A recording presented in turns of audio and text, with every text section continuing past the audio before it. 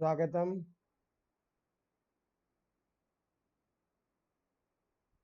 अपना ये वैदिक संस्कृत भाषा और लौकिक संस्कृत भाषा, इसी बिंदु पे अपनी बातें चल रही है। जैसा कि मैंने आपको बताया था कि इसमें तीन प्रमुख बातें हैं। एक वैदिक संस्कृत के बारे में, एक लौकिक संस्कृत के बारे में, और इन दोनों संस्कृत को लेकर भाषा विज्ञान के बारे में। तो हमारा जो भाषा विज्ञान से संबंधित जो प्रश्न या जो विचार होंगे, उन चीज़ों को भी हम एक साथ देख सकते हैं। तो जैसे हमने वैदिक संस्कृत की विशेषता बताई, उसमें हमने बहुत सारी बातें की। तो क्योंकि वो सारे के सारे संस्कृत की जो विशेषता है, ध्वनिगत विशेषता, पदगत विशेषता, वाक्यगत विशेषता, ये के सारे भाषा विज्ञान के ही अवयव है। उसकी हम चर्चा वहाँ भी करेंगे। लेकिन हमारा जो सिलेबस है कि भाषा वैज्ञानिक अध्ययन में संस्कृत का योगदान, तो इस दृष्टि से भी हम जितनी विशेषता पढ़ रहे हैं, वो भाषा वैज्ञानिक अध्ययन में संस्कृत का योगदान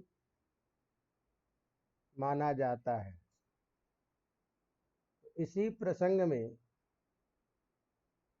हमने सामान्य प्रश्नों को पहले देखा।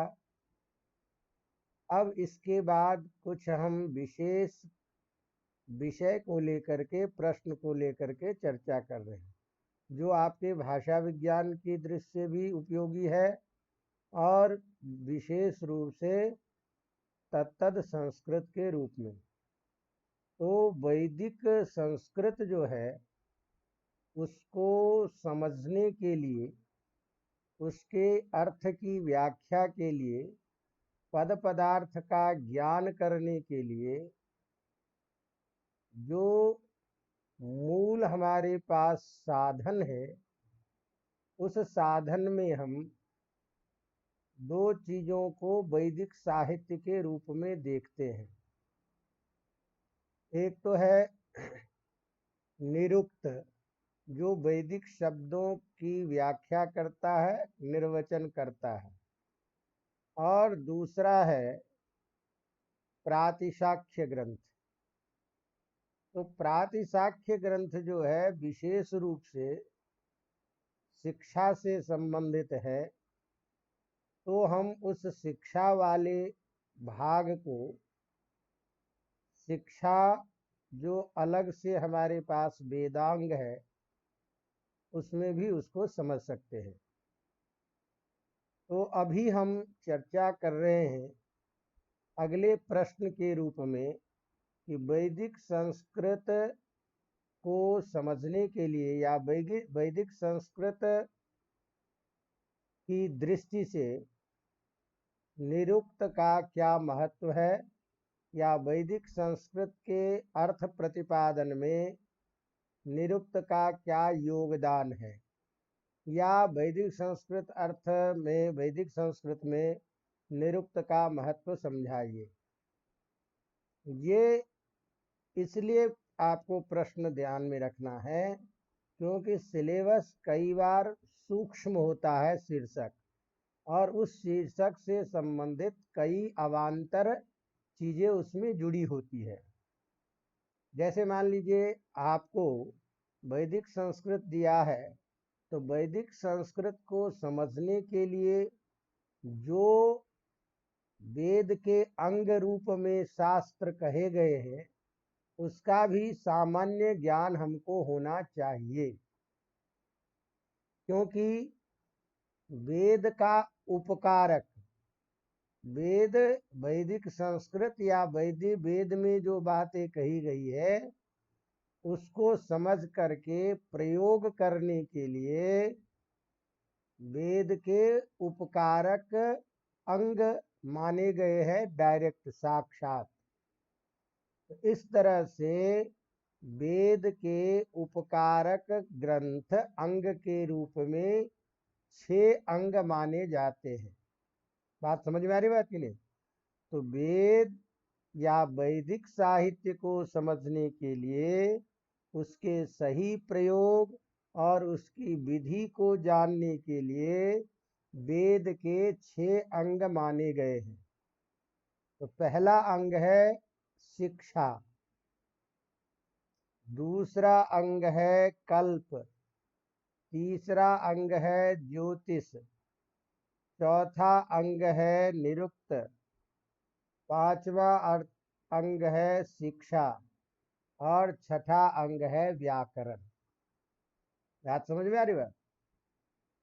तो प्रथम जो अंग है छंद, वह वेद रूपी अंगी का, अंगी माने प्रधान अंग है जिसके पास, उसको क्या कहेंगे? अंगी।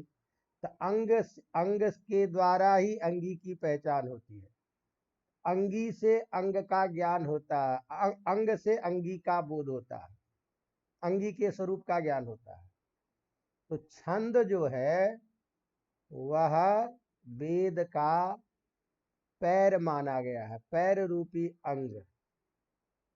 अब इसकी व्याख्या तो बहुत हो सकती है, अलग अलग, अभी अपना प्रकृत प्रसंग है, उस पर हम चर्चा करेंगे। लेकिन सामान्य जानकारी ये हमें होनी चाहिए कि वेद के अंग के रूप में छंद को, वेद का पैर कहा गया है। कल्प शास्त्र जो है वेदांग का दूसरा भाग, वह वेद का हाथ बताया गया। हाथ के अंग के रूप में, वेद का हाथ के अंग के रूप में इसको कहा गया है, कल्प को। बात समझ में आ रही? तीसरा जो अंग है ज्योतिष, वेद का नेत्र माना गया है। ज्योतिष को वेद का नेत्र अंग के रूप में माना गया है। चौथा जो आपका निरुक्त है, ये निरुक्त श्रोत्र के रूप में, कान के रूप में अंग माना गया है वेद का। शिक्षा जो है ये वेद का घ्राण, नासिका, नाक के रूप में माना गया है। और मुखम व्याकरणम स्मृतम, व्याकरण को मुख माना गया है वेद का। तो इन 5 अंगों के द्वारा, इन 6 अंगों के द्वारा वेद के शब्द को, वेद के साहित्य को हम समझ सकते हैं। इसके वेद के स्वरूप का ज्ञान हमको होता है। इसीलिए ये वेद के साक्षात अंग शास्त्र कहे जाते हैं, वेदांग के नाम से प्रसिद्ध है। वेद के 6 अंग है जो वेदांग कहलाते हैं।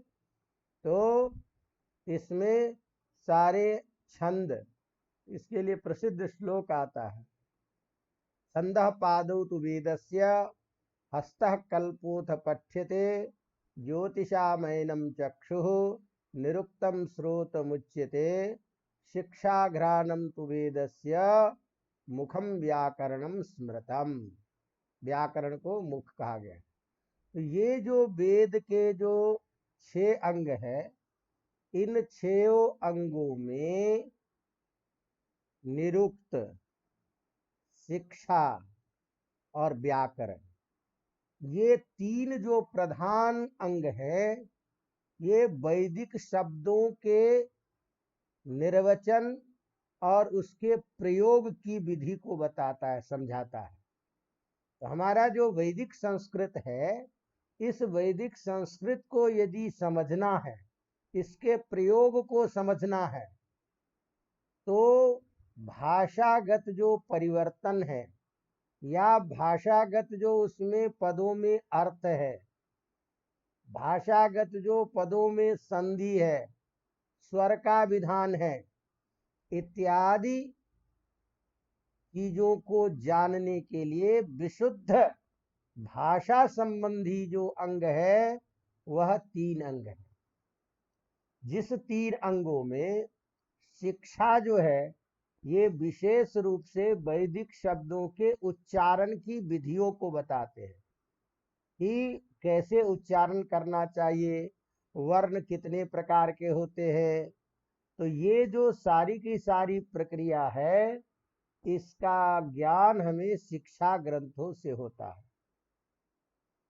दूसरा जो सबसे प्रधान जो वेद का जो शब्द है, उस शब्द को समझने के लिए जो प्रधान भाषा विज्ञान कह लीजिए या शब्द की व्याख्या करने वाला ग्रंथ कह लीजिए, वो है निरुक्त। बिना निरुक्त के ज्ञान के संस्कृत के शब्दों को समझा नहीं जा सकता है, वैदिक शब्द संस्कृत को विशेष रूप से। तो वैदिक संस्कृत भाषा को समझने के लिए निरुक्त सबसे प्रथम और विश्व का सबसे प्रथम भाषा विज्ञान का शास्त्र कहा जाता है।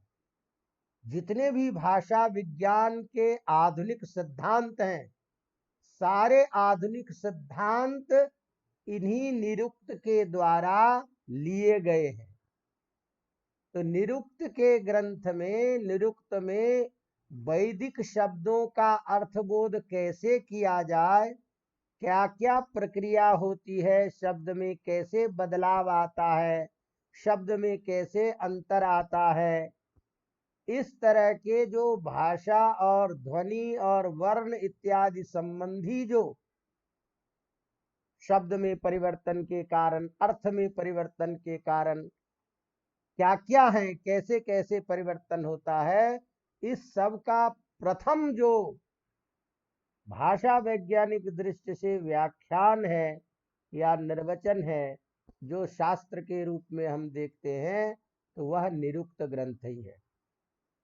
अवगतम। इसीलिए वैदिक संस्कृत को समझने के लिए निरुक्त का अत्यंत महत्वपूर्ण स्थान है, या यूं कह लीजिए कि निरुक्त के बिना वैदिक संस्कृत शब्दों को समझा ही नहीं जा सकता है, इसीलिए निरुक्त आवश्यक है। तो ये निरुक्त है क्या, निरुक्त कहते किसको है? तो निरुक्त का मतलब है निःशेषेण, संपूर्ण रूप से, पूर्ण रूप से किसी पद की व्याख्या करना, उक्ति, वचन, व्युत्पत्ति।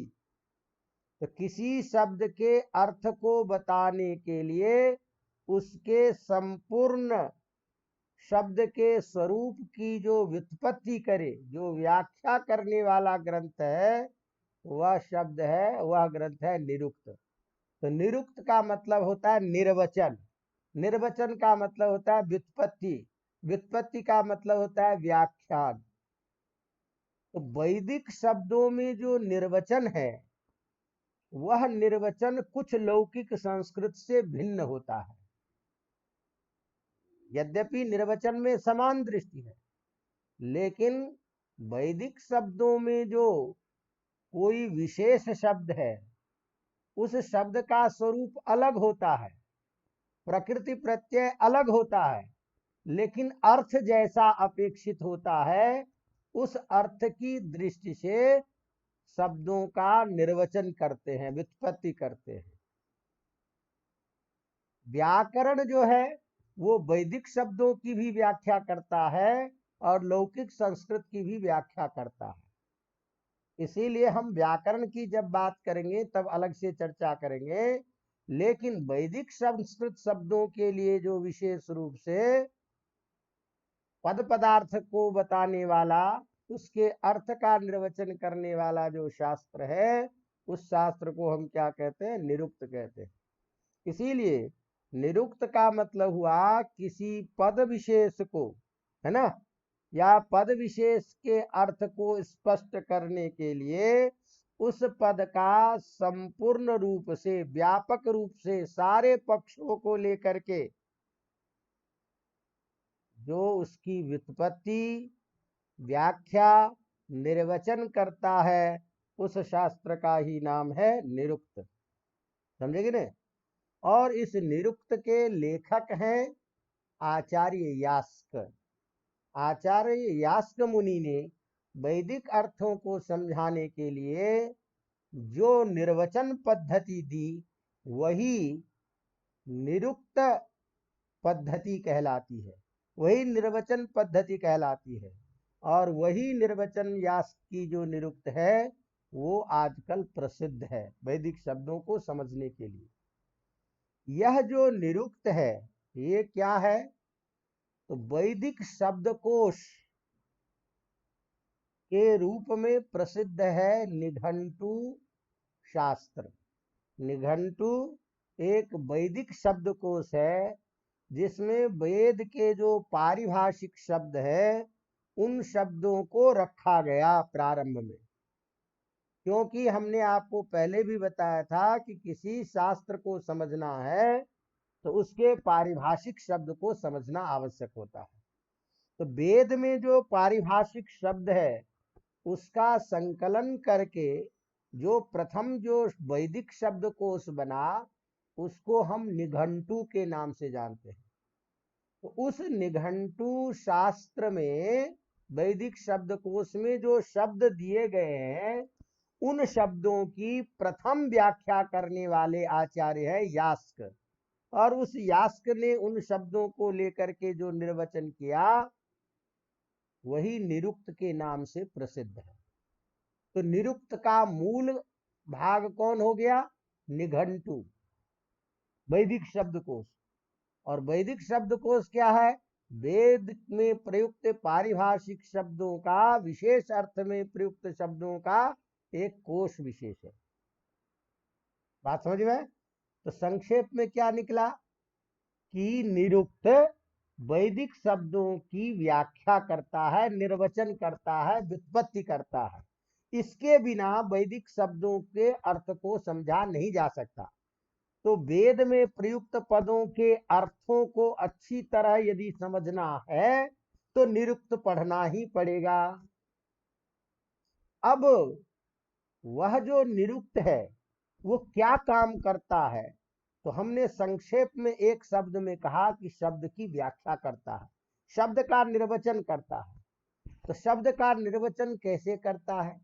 कि वेद में कोई शब्द प्रयुक्त है, अब उस अर्थ की दृष्टि से जब हम उस शब्द की व्याख्या करते हैं तो अर्थ के हिसाब से शब्द होना चाहिए कुछ और उस शब्द में कहीं पर में कुछ विशेष वर्ण का प्रयोग देखा जा रहा है, कहीं पर में जहां वर्ण है उसका लोप दिखाई दे रहा है। तो यदि हमको उस पद के बारे में पता नहीं चले कि यहाँ इस वर्ण का लोप हुआ है और इसमें ये रहने से इसका ये अर्थ था, तब तक उस शब्द का अर्थ नहीं होता। इसीलिए भाषा विज्ञान अब यहीं से प्रारंभ हो जाता है। तो इस तरह से निरुक्त के द्वारा वैदिक अर्थों को, वैदिक शब्दों के अर्थ को बताने के लिए जो मुख्य विषय रखे गए हैं उसी को हम कहते हैं निरुक्त का प्रतिपाद्य विषय। निरुक्त के द्वारा किन चीजों की बात की जाती है, व्याख्या किस रूप में की जाती है, निरुक्त के द्वारा जो किया जाने वाला पद निर्वचन, पद की व्याख्या, पद की व्युत्पत्ति, वो पद की व्युत्पत्ति के क्या क्या क्षेत्र हैं उसी को हम क्या बोलते हैं? प्रतिपाद्य विषय। निरुक्त के द्वारा बताया जाने वाला विषय। तो बताया जाने वाला विषय किस रूप से संबंधित होगा? पद से ही संबंधित होगा। तो पदों के ज्ञान के लिए क्या क्या चीजें हैं इसी को हम कहते हैं निरुक्त का प्रतिपाद्य विषय। बात समझ में रहे? तो निरुक्त का जो प्रतिपाद्य ग्रंथ है, जैसे हमने बताया कि इसी को निघंटु इसका मूल शब्द ग्रंथ हुआ, वैदिक शब्दकोश। उस वैदिक शब्दकोश के में जो प्रतिपादित जो शब्द हैं उस शब्द की व्याख्या के लिए हम निरुक्त को एक एक करके निर्वचन करते हैं। तो इस तरह से जो निरुक्त का जो प्रतिपाद्य विषय होता है वह क्या चीज है? तो वेद के जो मंत्र का प्रयोग होता है, वेद में जो मंत्र का प्रयोग है, तो मंत्र का प्रयोग होता है तो किसी न किसी कार्य के लिए उस मंत्र का प्रयोग करते हैं। तो कार्य जो होगा वो अर्थ को देख करके, व्यवहार को देख करके, तो उस कार्य के लिए जो वैदिक मंत्र प्रयुक्त है उसमें वो अर्थ कैसे आया, नहीं समझ में आ रही बात नहीं, उस अर्थ का बोध कैसे करेंगे, ये उसका मुख्य बिंदु रहेगा। इस मुख्य बिंदु के लिए हम इसके प्रतिपाद्य विषय को 5 भागों में बांटते हैं। तो निरुक्त का मुख्य प्रतिपाद्य विषय क्या है? 5 सिद्धांत। अब कहता हूं वो क्या चीज है, ध्यान रखना। उसी बात कहते हैं कि वैदिक संस्कृत में मंत्रों के प्रयोग में अनेक कार्य देखे जाते हैं, जिसके आधार पर उस मंत्रों के अर्थ को 5 प्रकार से निर्वचन किया जाता है। तो 5 प्रकार का निर्वचन करना ही निरुक्त का प्रतिपाद्य विषय कहलाता है। तो वो 5 चीजें क्या है, ये आपको याद रखने की जरूरत पड़ेगी, जो भाषा विज्ञान के द्वारा भी भाषा विज्ञान के रूप में भी प्रयुक्त होता है। तो पहला क्या है? वर्णागम। जैसे वेद का मंत्र है, शब्द है, अब उसमें क्या है कि जब हम प्रकृत प्रत्यय अलग करते हैं अर्थ बताने के लिए, तो देखते हैं कि इसमें मूल शब्द में ये चीज नहीं है, जिसको हम लौकिक संधि में आपको बताए थे कि बिना किसी वर्ण को हटाए किसी वर्ण का आ जाना क्या कहलाता है? वर्णागम। आगम माने आना, नहीं समझे कि नहीं? तो किस पद में मूल चीजें क्या है और उसमें कौन सा वर्ण आकर के ये शब्द बना और उसका अर्थ क्या होगा, तो वर्णागम बताना, नहीं समझे कि नहीं?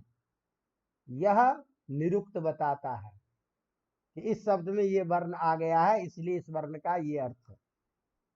तो पहला प्रतिपाद्य विषय क्या है? वर्णागम। दूसरा विषय है वर्ण विपर्य।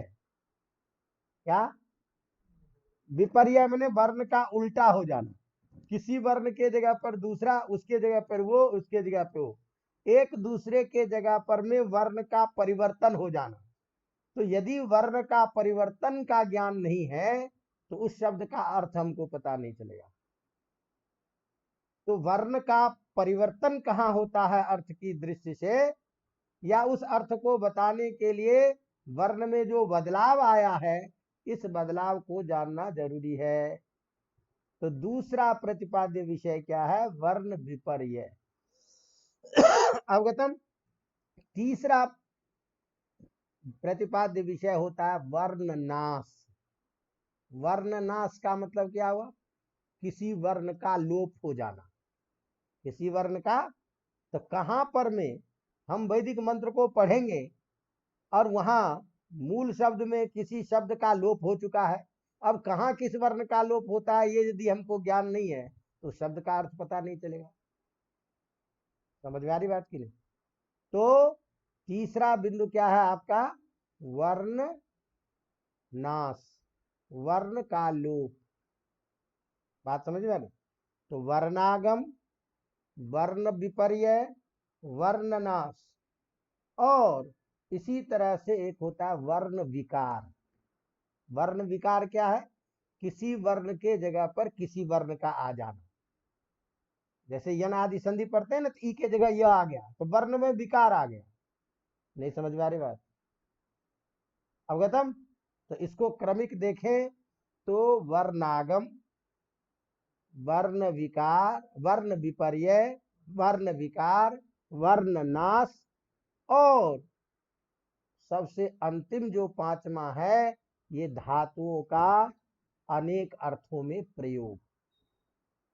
अब जैसे गौ शब्द है, तो गौ का हमको पता है कि भाई गाय का, गौ का अर्थ होता है गाय, लेकिन गौ शब्द के अनेक अर्थों में प्रयोग होता है। गौ इंद्री को भी बोलते हैं, गौ पृथ्वी को भी बोलते हैं। तो निरुक्त हमें बताता है, उसमें मूल शब्द जैसा है रूट, लेकिन अर्थ की दृष्टि से निरुक्त निर्वचन करेगा कि गो का पृथ्वी भी अर्थ है। तो यहां पर में मंत्र में गौ का पृथ्वी अर्थ है। तो इस तरह से निरुक्त के 5 मुख्य विषय होते हैं, जिसको लेकर के पदों के अर्थ का निर्वचन होता है। बात समझ में आ रही है? और जब तक इन 5 प्रकार की विधियों का ज्ञान अच्छी तरह से नहीं हो जाएगा, तब तक हम वेद के मंत्रों के अर्थ को नहीं समझ सकते। अवगतम? तो अब आपको इसी से पता चल गया कि भाई वैदिक शब्द का अर्थ यदि जानना होगा तो कहाँ वेद में मंत्रों का विपर्यय हुआ, कहाँ वर्ण विकार होता है, कहाँ वर्ण का नाश है, धातु के क्या क्या अर्थ है, ये सब जानकारी जरूरी होती है। और यही जानकारी लेकर के आगे हम जब भाषा विज्ञान में पढ़ते हैं तो वहां जाकर के हमको कहता है कि अर्थ परिवर्तन के कारण, भाषा परिवर्तन के कारण। तो भाषा परिवर्तन के निम्न कारण हैं, नहीं समझे कि नहीं? वर्ण का विपर्यय हो जाना, वर्ण का नाश हो जाना, मुख शुद्धि, भाषा के बदलाव के कारण होते। मास्टर साहब मास्टर साहब हो गए, डॉक्टर साहब हो गए, ये सब क्या है? मुख शुद्धि अर्थ है। उच्चारण में कमी आ जाती है तो भाषा में शिथिलता आ जाने से लोक में प्रसिद्ध हो जाने लगता है वही शब्द। तो जब तक इस चीजों का ज्ञान नहीं हो, अब हमने जब आपको ये बता दिया कि ये 5 चीजें हैं कि वाक्य की संरचना, पद के अर्थबोध के लिए ये चीजें आवश्यक है, तो अब इस चीज को हमको क्या करना चाहिए कि एक एक उदाहरण से निरुक्त के महत्व को बताने के लिए हमको इस निरुक्त के 5 विधाओं को क्रम से बताना है। नहीं समझेंगे? नहीं तो जैसे हमने कहा कि निरुक्त के द्वारा पदों के अर्थ को समझने के लिए 5 तरीकों का प्रयोग किया जाता है। पहला है वर्णागम। अब इस वर्णागम को आपको समझना है, जहां पर में बिना किसी वर्ण को हटाए कोई वर्ण आ जाता है तो उसे हम वर्णागम कहते हैं। और वर्णागम के द्वारा उस शब्द का ज्ञान होता है। जैसे उदाहरण के तौर पर देखिए, वर्णागम का उदाहरण हम बता रहे हैं। वर्णागम का उदाहरण में जैसे हम बोलते हैं हंस शब्द बोलते हैं। अब वेद में प्रयोग मान लीजिए हंस शब्द है। अब हंस शब्द है तो हंस का अर्थ जब तक हमको नहीं पता होगा, तो लोक में प्रसिद्ध है हंस शब्द। अब हंस शब्द का लोक जो प्रसिद्ध अर्थ है, वह प्रसिद्ध अर्थ इस रूप में है, प्रसन्नता का वाचक, खुशी का वाचक, सुंदरता का वाचक। हंस सुंदर होता है? तो स्वच्छ प्रकाश में सफेद वर्ण होता है। तो वह एक सफेद रंग जो होता है वह हल्का होता है। ये हम दर्शन जब पढ़ेंगे तब करेंगे, सभी रंग का धर्म होता है। तो हल्कापन आता है। हल्कापन क्या है? प्रकाश का बोधक होता है। तो हंस शब्द प्रसिद्ध है हमारे पास। अब हंस शब्द जो प्रसिद्ध है उसका जब हम अर्थ करने लगते हैं, जिस अर्थ में प्रयोग हंस शब्द है, तो धातु की तरह से निर्वचन करते हैं। तो हंसने अर्थ में हस धातु है। अब धातु तो क्या है? हस धातु है। अब हस धातु से ही शब्द बनेगा। तो हस धातु में कहीं पर में नौ नहीं है बीच में, और उस अर्थ को बताने के लिए धातु वही रखना पड़ेगा, हस धातु। बाकी प्रत्यय कर देंगे अच प्रत्यय, तो अच प्रत्यय करेंगे तो हस बनेगा। अब हस बनेगा तो हंस नहीं बनेगा, हस बनेगा। तो हमको यहां बताना होता है कि यहां बीच में नकार का आगम हो गया है। नहीं समझे कि नहीं? तो हस धातु से प्रत्यय करने पर बीच में नकार के आगम होने से नकार का फिर अनुस्वार में परिवर्तन होकर के हंस शब्द बना। तो इस तरह से हंस शब्द का जब हम अर्थ करेंगे तो प्रसिद्ध अर्थ में तो केवल ये कहना पड़ेगा कि हमको मतलब जो है ना एक पक्षी विशेष है, लेकिन वहां पर में अर्थ है प्रसन्नता को देने के लिए। तो प्रसन्नता अर्थ में कैसे होगा, हस धातु रखना पड़ेगा। हस धातु में हंस कैसे बनेगा, तो कहा वर्ण विपर्य, यहाँ वर्ण का आगम हुआ। तो वर्ण आगम जहां किसी अन्य वर्णों को हटाए किसी नए वर्ण का प्रवेश हो जाता है, आ जाता है, उसे कहते हैं वर्णागम। जैसे हंस, यहाँ हस धातु से, हंसने अर्थ में बना हुआ हस धातु से नकार का आगम हो करके हंस शब्द बनता है, और जिसका प्रसन्नता या हंसने या प्रकाश या इस अर्थ में इसका प्रयोग होता है। तो ये वर्णागम विधि के द्वारा हम इस शब्द का निर्वचन करते हैं। बात समझ में आ रही है। दूसरा हमने कहा इसी तरह से वर्ण विपर्य। तो वर्ण विपर्य का मतलब क्या होता है, विपर्य में उल्टा हो जाना। एक के जगह परस्पर आपस में वर्ण बदल गया, एक के जगह पर दूसरा हो गया, उसका बन गया। अब जैसे हम प्रयोग करते हैं सिंह, कोई पूछता है सिंह, सिंह को सिंह क्यों कहते हैं,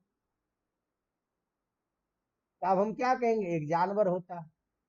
अब सिंह को, उस जानवर को सिंह क्यों कहते हैं, समझ में आ रही बात की नहीं। तो यहां हम अर्थ की दृष्टि से जब विचार करते हैं तो सिंह का अर्थ करते हैं हिनस्ती, जो हिंसा करता है, मारता है, समझेंगे ना। अब यहां मूल चीज जो है हिंस धातु है, मूल धातु कौन है, हिंस धातु है। अब इस हिंस धातु में जब प्रयोग बनेगा तो हिंस बनना चाहिए, सिंह कैसे बन गया, तो हिंस धातु में वर्ण विपर्य हो गया, स के जगह ह हो गया और ह के जगह स हो गया, नहीं समझे। तो सिंह जो है ही, हिंस जो है धातु मान ली हिस है, उसमें अनुस्वार का आगम हो गया तो कोई बात नहीं, हिंस मान लीजिए। लेकिन हिंस है ना, अब प्रयोग क्या कर रहे हैं, सिंह। तो सिंह कब बनेगा, जब स के जगह पर में ह और ह के जगह पर में क्या हो गया, स। तो हिनस्ती इस अर्थ में हिस धातु से अनुस्वार का आगम होने के बाद वर्ण का जब विपर्य होता है तो सिंह बनता है। तो इस तरह से सिंह शब्द का निर्वचन अर्थ की दृष्टि से जो हिंसा करता है, जो मारता है, उस अर्थ को बताने के लिए धातु हमको वही रखना पड़ेगा, और उसको रखने के लिए शब्द को सिद्ध करेंगे जो प्रयुक्त है, क्योंकि आप्त वाक्य है, उसमें जो प्रयोग है उसी को सिद्ध करना है। तो हम यहाँ क्या करते हैं, वर्ण विपर्य के द्वारा इसको सिंह बताते हैं। नहीं समझ में आ रही बात। तो इस तरह से वर्ण का आगम के द्वारा पद का ज्ञान, वर्ण का विपर्य के द्वारा इसका ज्ञान। तीसरा क्या है, वर्ण विकार। तो वर्ण विकार के लिए तो मैंने आपको क्या बताया, वर्ण विकार का मतलब क्या है कि भाई किसी वर्ण के स्थान पर किसी वर्ण का हो जाना, जो लौकिक संस्कृत शब्द में भी हम प्रयोग करते हैं, अवगतम। जैसे किसी वर्ण के स्थान पर किसी अन्य वर्ण का हो जाना ही क्या कहता है, वर्ण में विकार आ जाना। जैसे हम वेद में प्रयोग करते हैं, हम प्रयोग करते हैं लौकिक संस्कृत में गूढ़ात्मा, गूढ़ात्मा प्रयोग करते हैं। तो गूढ़ात्मा का अर्थ क्या है, गूढ़ आत्मा यस्य सह गूढ़ात्मा, नहीं समझे कि नहीं। तो छिपा हुआ आत्मा, आत्मा छिपा हुआ है, तो गूढ़ात्मा प्रयुक्त। यहां शब्द कौन है, गूढ़ आत्मा यस्य, गूढ़ आत्मा यस्य। तो शब्द कौन है, गूढ़, आगे क्या है, आत्मा। तो जब हम सामान्य संस्कृत के, लौकिक संस्कृत के आधार पर प्रयोग बनाएंगे तो प्रयोग क्या बनेगा, गूढ़ात्मा। लेकिन वेद में प्रयुक्त हो रहा है गूढ़ोत्मा। अब गूढ़ोत्मा कैसे बनेगा भाई, तो गूढ़ आगे जो आत्मा है, इसमें आत्मा के आ के जगह पर में ऊ का विकार हो गया, ऊ विकृत हो गया, माने आ का विकृत रूप ऊ बन गया। तो क्या बन गया प्रयोग, गूढ़ प्लस उत्मन, आत्मन के बदले अब क्या बन गया, उत्मन। और उत्मन जब बन गया तो गूढ़ में क्या है, ढ में अ, आगे उत्मन में क्या है, ऊ, तो अ ऊ मिलके गुण हो जाता है ओ। तो शब्द क्या बन गया, गूढ़ोत्मन। और गूढ़ोत्मन शब्द का वही पद जब बनेगा प्रथमा के एकवचन में तो प्रयोग क्या बनेगा, गूढ़ात्मा। नहीं समझ में आ रही बात? तो शब्दता क्या है, आत्मा, लेकिन आत्मा के आकार के जगह पर में उकार के परिवर्तन हो जाने के कारण और फिर संधि होने के कारण प्रयोग क्या बना, गूढ़ोत्मा। तो गूढ़ोत्मा में देख रहे हैं कि क्या हो रहा है, वर्ण में विकार आ गया। जैसे लौकिक संस्कृत में कहते हो सुधि आगे उपास्य है, ई के जगह य कर देते हो तो शुद्धि उपास्य। यदि प्लस अपि है, ई का परिवर्तन य में कर देते हैं तो यद्यपि बनता है। तो ये क्या है, वर्ण विकार। इस तरह से निरुक्त हमको बताता है कि यहां पर में इस प्रकार से वर्णों का विपर्य हुआ है, वो वर्ण में विकार उत्पन्न हुआ।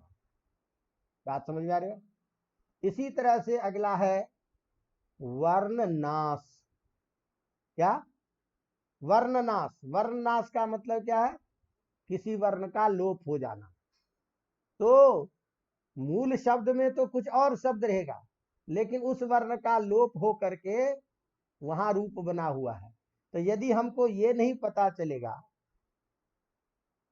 यहां लोप हुआ है, तब तक हम उस शब्द का अर्थ नहीं समझ सकते। जैसे मान लो हम कहते हैं पृषोदर, पृषोदर। अब पृषोदर जो है वैसे दो अर्थ में प्रसिद्ध होता है। एक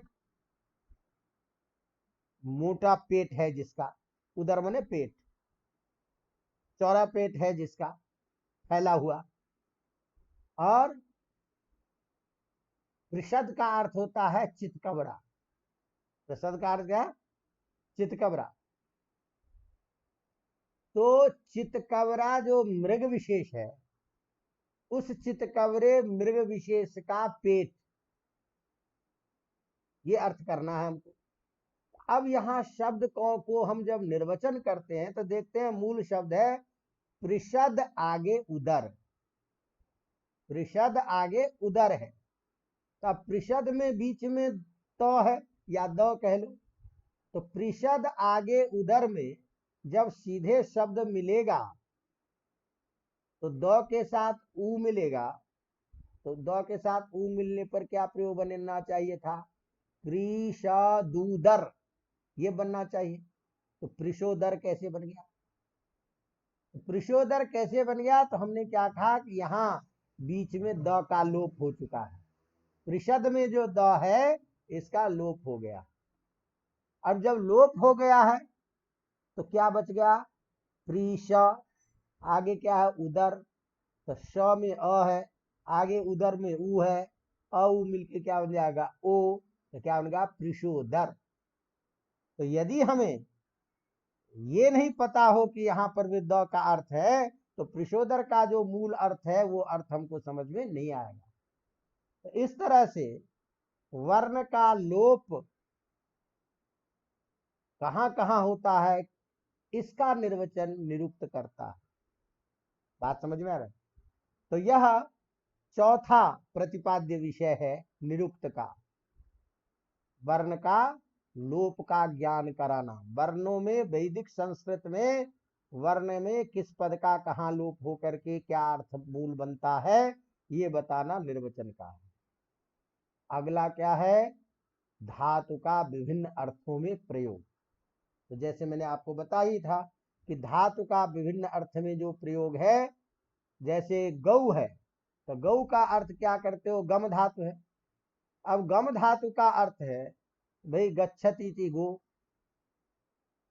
गच्छति थी गो, गम धातु का अर्थ है जाना, लेकिन गच्छति थी गौ, जो चले उसको गाय कहते हैं। अब ये अर्थ जो है नहीं होता है। तो गौ एक प्राणी विशेष के लिए है। गौ शब्द का अर्थ इंद्रिय भी है, गौ शब्द का अर्थ पृथ्वी भी है। तो इस तरह से वे गाय के उन उन अर्थों को बताने के लिए एक ही धातु के अनेक अर्थ का निर्वचन करते हुए प्रकरण के आधार पर, अर्थ के आधार पर धातुओं के अनेक अर्थों में प्रयोग बताने का काम निरुक्त करता है।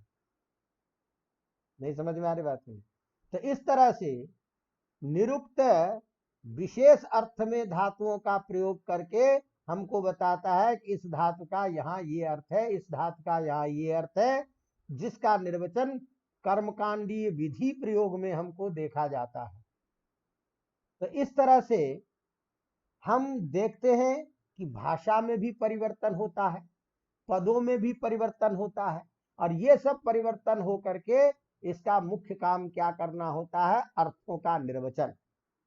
तो वैदिक संस्कृत शब्दों के अर्थ के निर्वचन के लिए जो भाषा विज्ञान का मुख्य कार्य है, किसी भाषा का अर्थबोध कैसे होता है, भाषा में परिवर्तन कैसे आता है, पद में कैसे परिवर्तन आता है, तो ये जो बात शिक्षा सबसे प्रथम ग्रंथ के रूप में हमको निरुक्त बताता है कि भाषा में पद में कहीं वर्ण विकार होता है, वर्ण विपर्यय होता है, वर्ण का आगम होता है, यही जो मूल सिद्धांत है, इसी मूल सिद्धांत को लेकर के आधुनिक भाषा विज्ञानवादों ने चाहे उसके अलग अलग व्याख्या करके अपने अपने शब्दों में बताते हैं, उसको कुछ परिष्कार करके। बाकी जब आदि ग्रंथ हमारा पहले वेद है, तो इससे पहले ये सब ज्ञान था ही नहीं, तो आएगा कहां से। इसीलिए जितने भी हैं, चाहे स्वर विज्ञान हो, ध्वनि विज्ञान हो, चाहे वर्ण विज्ञान हो, वाक्य विज्ञान हो, इस सारा का निर्वचन इससे होता है। तो अब इसका मतलब संक्षेप में सारांश क्या निकला कि इस प्रकार वैदिक संस्कृत को समझने एवं उसके अर्थ को जानने के लिए निरुक्त मूल ग्रंथ है, जिसे भाषा विज्ञान की दृष्टि से भाषा को समझने के लिए तथा शब्द में होने वाले परिवर्तन के साथ साथ भाषा में होने वाले परिवर्तन को समझा जाता है। भाषा के निर्वचन एवं अर्थ ज्ञान की दृष्टि से भाषा विज्ञान की परंपरा में निरुक्त को ही विश्व का भाषा विज्ञान का सर्वप्रथम ग्रंथ माना जाता है। इसीलिए आधुनिक भाषा विज्ञानी भी इस बात को कहते हैं कि अर्थ विचार का यह विश्व में प्राचीनतम विवेचन करने वाला ग्रंथ है। इसमें प्रत्येक शब्द को अलग अलग करके इसकी व्युत्पत्ति तथा अर्थ पर विचार किया जाता है। अतः वैदिक संस्कृत में भाषा विज्ञान की दृष्टि से, अर्थ की दृष्टि से, अर्थ प्रतिपादन की दृष्टि से निरुक्त का अत्यंत महत्वपूर्ण स्थान है। इसके बिना शब्दों का निर्वचन नहीं होता। तो ये जो आपका जो सिद्धांत है, इस सिद्धांतों को आपको अपने शब्दों में 250 शब्दों में बताना होता है। अवगतम। तो इस तरह से धीरे धीरे अब इसी तरह से आपको परीक्षा में पूछेगा संस्कृत भाषा विज्ञान की दृष्टि से पाणिनि व्याकरण का योगदान बताइए, तो व्याकरण का योगदान। लेकिन अभी हम वेद से संबंधित एक चीज की चर्चा और करेंगे, एक प्रश्न को फिर इस संस्कृत के संबंधित को लेकर के और भाषा विज्ञान को लेकर के चर्चा करेंगे। तो एक जो हमारा कई बार और जो महत्वपूर्ण लगता है कि वेद में जो संधि है, इस संधि के बारे में वैदिक संधि का निर्वचन कीजिए, या वैदिक संस्कृत के प्रयोग में संधियों की महत्व को बताइए। इसको लेकर के अगला प्रश्न हमारा रहेगा, तो उसकी चर्चा करेंगे। इस तरह से छोटे छोटे प्रश्नों में इस पार्ट को हमको पूरा करना है। तो इसी के साथ आज हम फिर यहीं इसको विश्राम देते हैं और अगली कक्षा में वैदिक संधियों के बारे में लेकर के चर्चा करेंगे। धन्यवाद।